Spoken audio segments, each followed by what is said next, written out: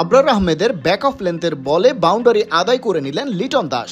রাওয়ালপিন্ডিতে দ্বিতীয় টেস্টে এর আগে আরও 10টা বাউন্ডারি হাঁকিয়েছিলেন, তবে আগের গুলোর চেয়ে এই 11 নম্বর বাউন্ডারির বিশেষত্ব এটা দিয়েই চতুর্থবারের মতো লাল বলের ক্রিকেটে লিটন পৌঁছে যান 3 অঙ্কের ম্যাজিক্যাল ফিগারে।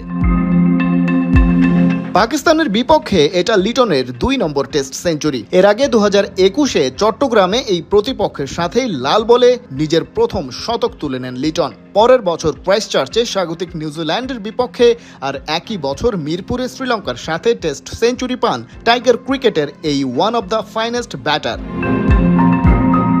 টেস্ট ক্রিকেটে লোয়ার অর্ডারে নেমে ত্রাতার ভূমিকা নেয়া লিটনের ক্ষেত্রে নতুন কিছু নয়। টেস্টে দলীয় 50 রান ওঠার আগেই 5 উইকেট হারিয়ে ফেলা কোনো দলের হয়ে শতক হাঁকানোর নজির লিটনের আছে 3 বার এই ফরম্যাটে, যেটা সর্বোচ্চ।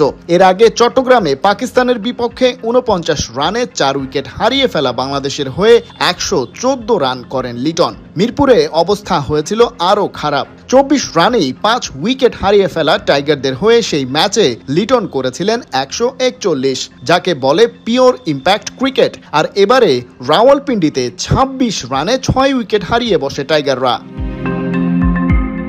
সেখান থেকে মেহেদী মিরাজের সাথে 165 রানের পার্টনারশিপ গড়েন লিটন। মিরাজ 78 রানে ফিরে গেলে ভাঙে তাদের ম্যারাথন জুটি। তবে লিটন হাল ছাড়েননি। টেইলেন্ডার হাসান মাহমুদকে সাথে নিয়েই এগোতে থাকেন লিডের পথে।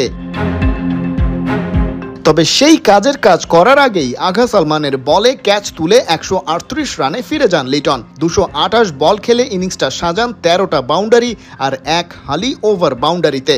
হাসান মাহমুদের সাথে তার পার্টনারশিপটা ছিল 150 বলে 69 রানের। বলের হিসেবে 9 কিংবা 10 নম্বর উইকেট জুটিতে টাইগারদের হয়ে টেস্টে যেটা পঞ্চম সর্বোচ্চ। রাওয়ালপিন্ডিতে পাকিস্তানের বিপক্ষে প্রথম টেস্টেও 56 রানের একটা ইনিংস খেলেন লিটন দাস। বোঝাই যাচ্ছে ছন্দে আছেন টাইগার উইকেট কিপার ব্যাটার। এই ধারাবাহিকতা ধরে রাখতে পারলে টেস্ট ক্রিকেটে লোয়ার অর্ডার নিয়ে নিশ্চিন্ত থাকতেই পারে বাংলাদেশ। খালিদ জামিল, 71।